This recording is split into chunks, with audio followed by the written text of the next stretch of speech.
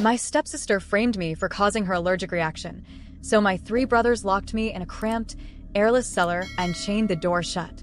I weakly pounded on the cellar door, begging my brothers to let me out.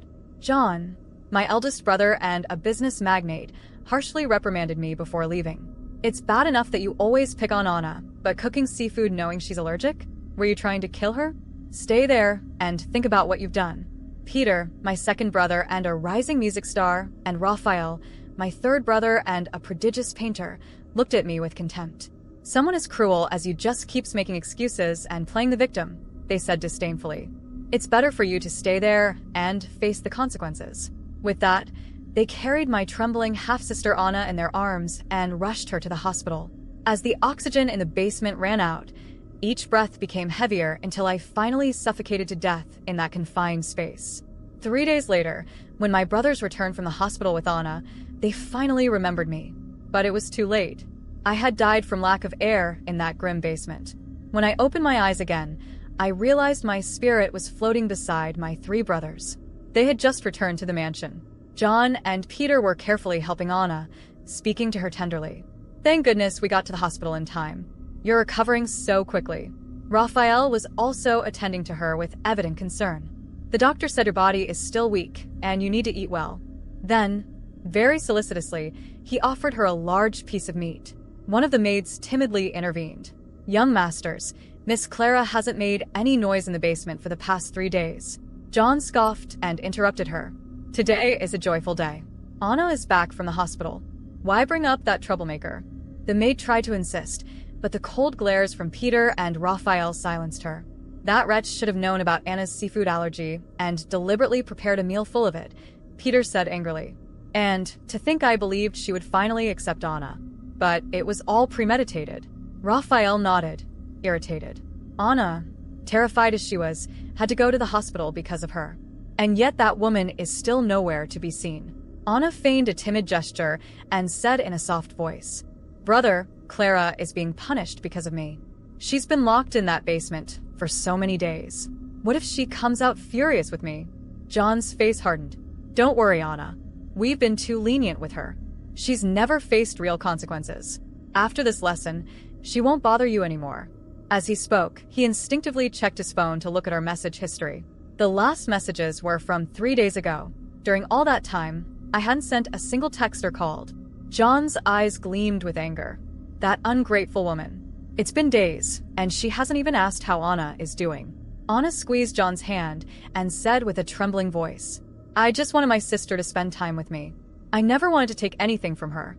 John set his phone aside and gently patted Anna's head. You're so noble, Anna. Unlike her. She's just ungrateful. Peter's eyes filled with disdain as he thought of me. That's true. She dared to hurt the family just to seek attention. It's truly despicable. Raphael fervently agreed. Unless she learns her lesson and kneels to apologize to Anna, I'll personally throw her out of this house. In my spectral form, I listened to every word, only able to laugh bitterly at the absurdity of the situation. No one noticed my presence. Since Mom and Dad died when I was young, my 3 brothers had devoted themselves entirely to me. One day, I told them I wanted someone my age to play with. So, they went to an orphanage and adopted Anna as my half-sister. At first, I was happy with Anna's arrival, but whenever we were around my brothers, she made me seem like the bad one. Over time, our bonds broke to the point that, this time, they didn't even hesitate to lock me in that tiny basement. I tried to save myself, but the air grew scarcer. I pounded on the door repeatedly, begging them to let me out. They only looked at me coldly. What are you complaining about? This is your fault. If it weren't for you, Anna wouldn't have suffered such an allergic attack. We spoiled you too much.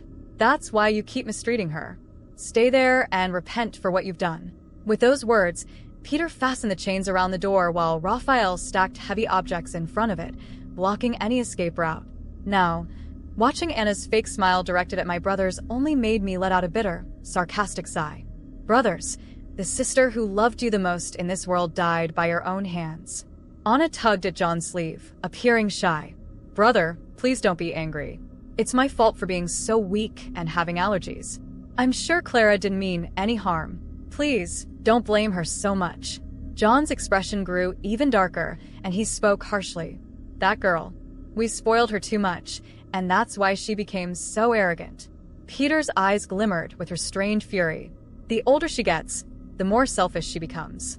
If it weren't for her, Anna wouldn't be going through all this. Anna then showed her arms and legs, where faint marks of irritation still lingered on her skin. To the three brothers, those red marks were living proof of my supposed betrayal. Raphael gently ran his hand over the marks. Does it still hurt, Anna? She lowered her gaze, pretending to be on the verge of tears. It doesn't hurt, really. I'm fine. Peter's anger finally overflowed. If we had arrived at the hospital any later, this could have cost you your life. And after all these days, Clara hasn't sent a single message, not even an attempt at an apology. John, filled with rage, declared, "Go get that ungrateful girl. I want her to apologize right here. I want her to prove if she has even the slightest bit of remorse." Peter and Raphael agreed. Yes, she's so confident because we've always protected her. I was there, trapped in my spectral form, watching the unfolding of an injustice so profound that I could barely contain my outrage. They, my brothers, the same ones who had promised to protect me when our parents passed away, were now succumbing to Anna's cruel manipulation, while my death seemed to be nothing more than a minor inconvenience. No one missed me until it was too late, and even then, there wasn't a trace of regret or sorrow from them. Only disdain, only hatred. I watched Anna revel in her fake vulnerability. She wore that victim expression, her moist eyes always bending my brothers to her will. So fragile, so innocent, they thought. But I knew the truth. I knew she had planned it all. From the moment she arrived at our home, Anna never wanted to be my sister. She wanted my place, my love, my family. And now, she had succeeded. Every word that left John, Peter, and Raphael's mouths felt like a dagger piercing my spirit. She was ungrateful. She was selfish. She only caused problems. The echo of those accusations reverberated in my mind, drowning me in a mix of sadness and fury. Did they really believe I was capable of something as vile as hurting Anna on purpose? After everything I had been through, after everything I had done for them, I was the monster, while she used the poison of lies to make herself the perfect victim.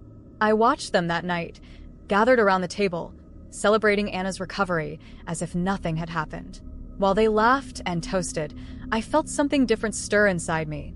My outrage grew like a wave, something I had never felt before. I was dead. Yes, but I wasn't powerless. Not this time. I began testing the limits of what my new form could do. When Anna got up to get a glass of water, an uncontrollable anger consumed me. The moment she touched the glass, it slipped from her hands and shattered on the floor. Her eyes widened in surprise, but she quickly assumed her usual victim pose. "Must be the fatigue," she murmured, as Raphael helped her. Always so attentive, but that was just the beginning. The following days were marked by small events. Objects disappeared, doors locked themselves, lights flickered. At first, they thought it was all coincidence.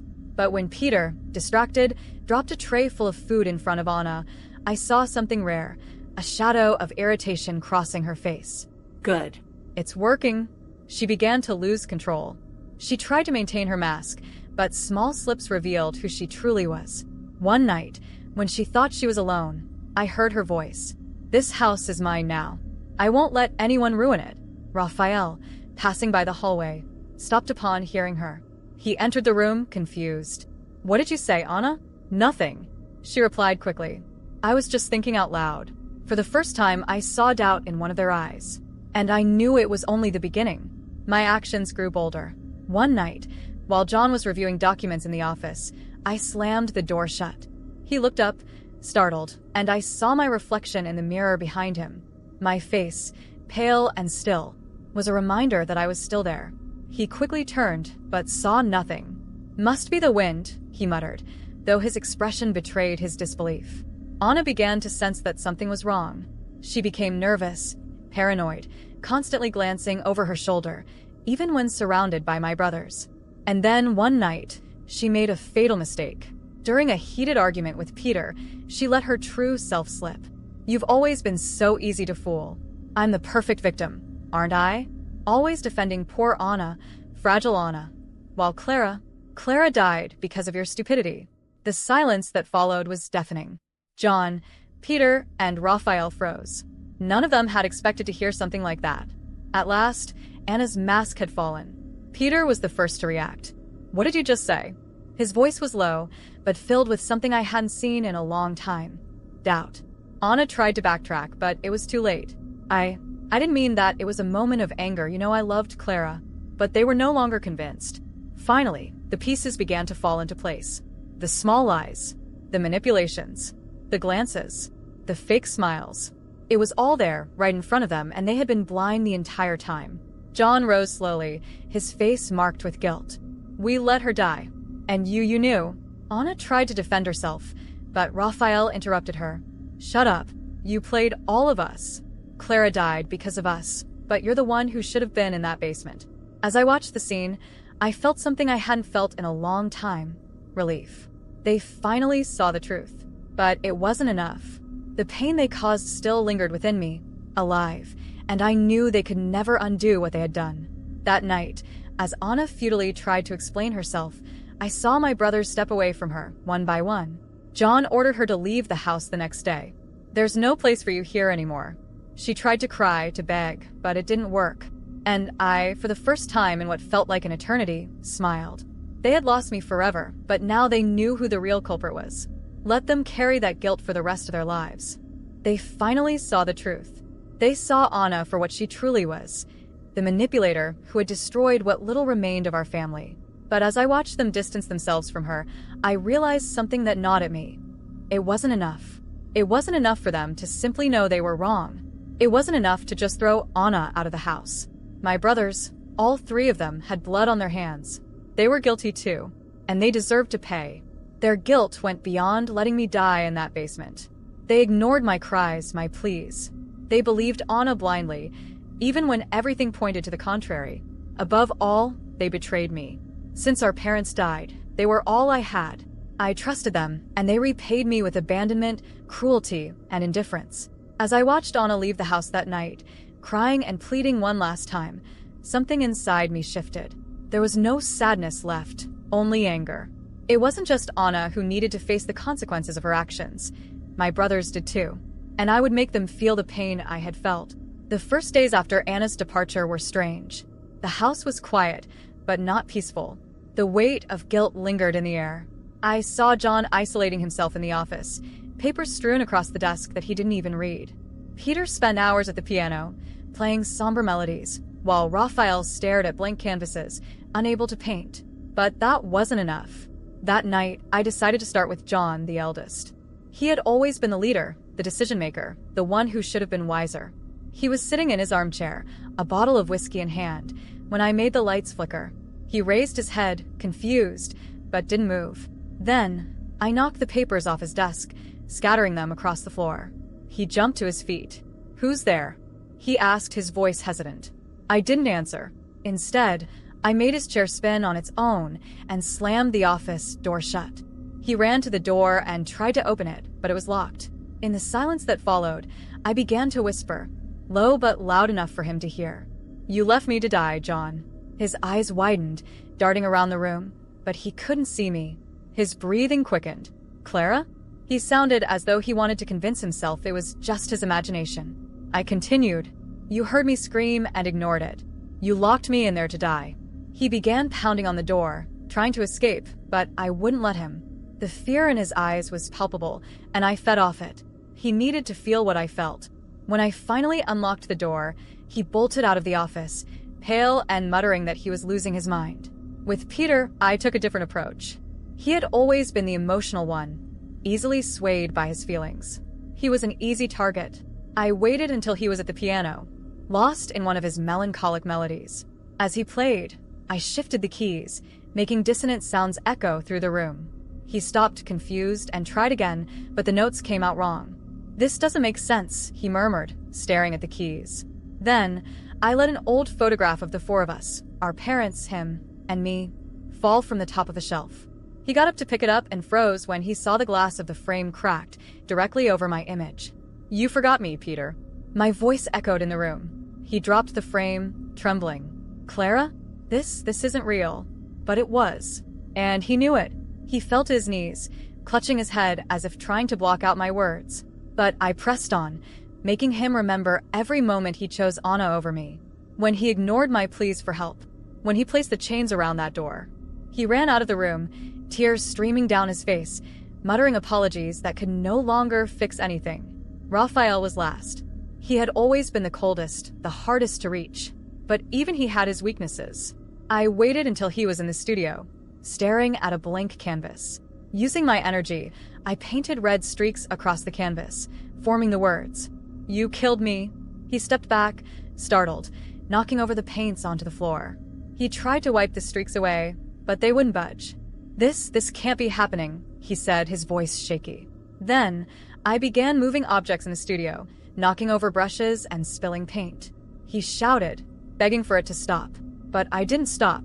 I wanted him to feel the despair, the helplessness, the guilt I had felt. When I finally left the studio in silence, he collapsed on the floor, staring at the canvas with vacant eyes. Days turned into weeks, and my brothers began to wither. John stopped leaving the office, consumed by his guilt. Peter no longer played music. He just sat, staring into nothingness. Raphael abandoned his paintings, unable to create anything. The house, once full of life, had become a mausoleum of regret and pain. I could have stopped there. I could have let the guilt consume them slowly. But it wasn't enough. They needed to confront their actions. They needed to admit what they had done. One night, I made them all gather in the main hall. Each of them was drawn there by my presence, by an impulse they couldn't ignore. When they were together, I made the lights flicker and spoke, for the first time, with clarity. "You let me die." They looked at one another, terrified, and began to weep. They begged for forgiveness, promised to change, but I knew that would never erase what they had done. They would carry this guilt for the rest of their lives, just as I carried the weight of their betrayal until my last breath. And finally, when I felt my mission was complete, I left the house in silence. Not because I forgave them, but because I knew they would never forgive themselves. That would be their true punishment.